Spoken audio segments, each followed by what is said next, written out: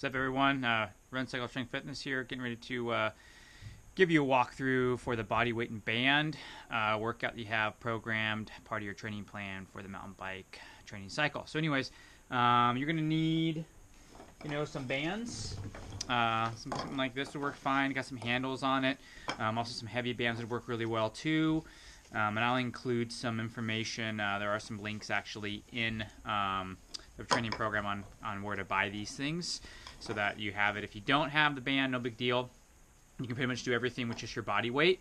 Obviously, the band's going to give you some more resistance, get a little more workout in that way. But the biggest thing is just trying to stay as consistent as possible with the workout as we go through. So follow the program. Everything is 2 sets of 12 repetitions. You can run through everything one time, then come back up and do it all over again, or you can do everything back and forth. So if you do your push-up, then you can do your band row, then go back to your push-up, then do your band row. And that way you're getting everything in 2 times in 12. And you got about 30 seconds of rest. Will be good in between each exercise. And just if you want to make it more intense, you can also shorten that rest period as well. Practice good form. If something hurts, let me know so I can adjust it in your program and get a different exercise for you as well. So without further ado, I'm going to be following the template here on my computer. Same plan that you guys have. We're going to start with some of the band pulls, band tees, and band pulls. I'm going to pretty much just work straight through the routine and give you a couple reps of each exercise, and I'll kind of yell out the name of the exercise as I do. I'm going to be referring back to the computer as I go through. So we're going to grab my kind of easy band. It's my red band for me. We're going to start with some band T pulls and some band pull behinds, and we'll go into the push-up, and then we'll go into the band squat row. So that's a whole upper body series that we'll go through here one after another. Okay, so we'll start with the band T pulls first. So we're standing up here. I'm stepping back so you can see me, and we're pulling the band to the chest. Okay, so tension in the band, pulling and squeezing just like that through the shoulder blades. That's another way to look at it, like that. Okay, then we get the band pull behind. So same pressure on the band, arms are relatively straight, and we're just cycling the band through, making a big circle in front, then all the way back around. Okay. There's that way. Here it is from the side. All right, again, you're doing 12 reps of these movements. Okay, I'm just giving you a couple reps here. Then we're going to go into your push-up. So pretty standard procedure there. You're down on the ground. Okay, and we're going into your push-up and then back up. Okay, good push-up, nice straight body. There's it from that way. I won't be able to see a whole lot of it here. Down and back up from the side. Okay. Keeping that core locked in nice and tight. Then you're going to need your heavy band if you have a band. And we're going to go into your squat row. So I'm going to aim for my band kind of here, low on something. I'm squatting down and then pulling the band. Okay? So squatting and pulling. So I'll do all 12 reps on one side, then all 12 squat pulls on the other side. Okay? So that's your kind of upper body circuit there. You got your band pulls, your pull behinds, push-ups, and then your squat rows. Okay. Moving into your lower body stuff, you've got your hip walks. So you're going to need your band again. Using one of these bands is fine. And we're going to be stepping on the band. These will be traveling distance. I'm just going to give you a couple reps on each side here. So tension in the band, a little squat. Then we're taking your steps to the side like that, and then steps to the other side like that. Okay, so you're going back and forth, okay, for 12 reps each direction. All right, so that's your band walk. And then you have your split squats. Oh, so you have your lateral squats, split squats, lateral squats, and glute bridge. So your split squat is pretty much a stationary lunge, 1 foot forward, 1 foot back. You're dropping straight down, driving straight up. Okay, everything stays pointed straight ahead, down, back up. 12 on that leg. 12 on the other leg, straight up, straight down. Okay, your lateral squat is taking a step up to your lateral direction, down. One leg stays straight, drive up, come back to the middle. Okay, so do all 12 to one side, and do all 12 to the other side. Stepping out, hips go back, knee stays in line with the foot, back stays straight, and then drive back up. Okay, then you have your glute bridge. So glute bridge is on your back, heels are on the ground. Okay, you're driving up to the glute bridge, down and back up. You can also add that single leg variation in like that, down and back up. Single leg down and back up. Okay, down and back up. So that's your lower body circuit. Okay, you've got your band walks back and forth, then you've got your split squat, lateral squat, then you go into your glute bridge. Okay, again, 2 sets, 12 repetitions. Okay, the next exercise you have some core work here. We're going to start with some pelvic tilting, making sure you know how to engage the core. So you're on the ground here.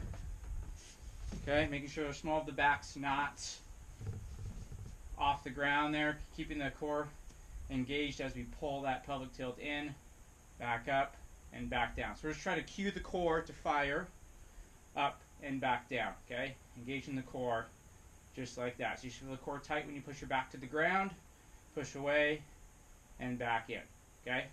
Then you have your prone plank. So prone plank's like your push-up. Down on the ground like that, nice and straight body, keeping the core tucked in. And from the side, you're like that, tucked in nice and tight. Everything's nice and straight. Make sure you're not sagging your hips. Everything stays up nice and flat. And then you have your side plank, which is your side plank, stacking your feet here. Everything's nice and straight. You're straight up there. Make sure the hips are up. Okay, and we're holding that. All right. You can also add a repetition in like that to it if you'd like. Okay, and you do the other side as well. So you got both of those sides working, getting those obliques nice and strong. Okay, so that's your core work for you. Okay, and then the last one we have is you could also add a tall plank row in if you like. So you could use your band here. Move this out of the way for you.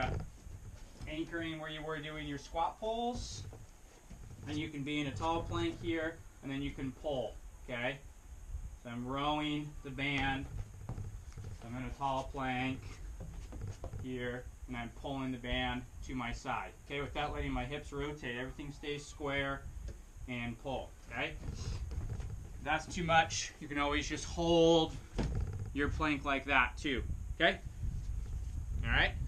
So that's your core work for the rest of your workout there. Then we move into a little bit of your stretching. So we've got some important stretches to do. Number 1 is your human pretzel. So that's you laying on your side. Okay, just like that. Your top knee is going to go to the ground. You're going to grab onto your bottom leg and pull this around. Okay, so you're pulling on your bottom leg. As you rotate, you're going to feel a stretch back on that bottom leg as you pull and rotate. Okay, you can just look straight ahead. Okay, then you would switch over and do the other side. All right, now you're feeling a stretch on that bottom leg. Then you have some floor angels. So these are some upper body mobility drills. You're flat on your back. Everything's on the ground. You're reaching up as far as you can overhead and then back down. Okay, trying to keep everything pulled in flat. Reach up and back down. Up and back down. The closer you can get your hands to the ground, the better. Okay, and then we have a lying wall. You can do a wall stretch, or you can do a lying pec stretch.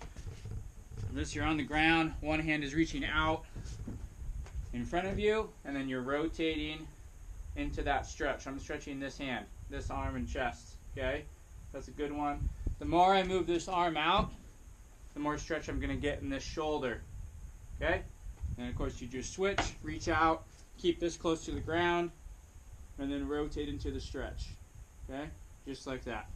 Move that arm and stretch. Okay, that's some upper body stretches for you. And then you have I'll show you a glute stretch. You can do a glute stretch too. So it's your figure 4 stretch. You're flat on your back, stretching your glutes out like that. Okay, you can relax your head to the ground. It's a good stretch. We're stretching the leg that's crossed.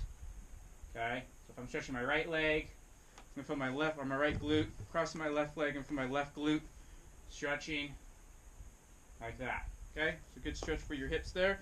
And then for your hamstrings, you can just do a straight leg, active hamstring stretch like that.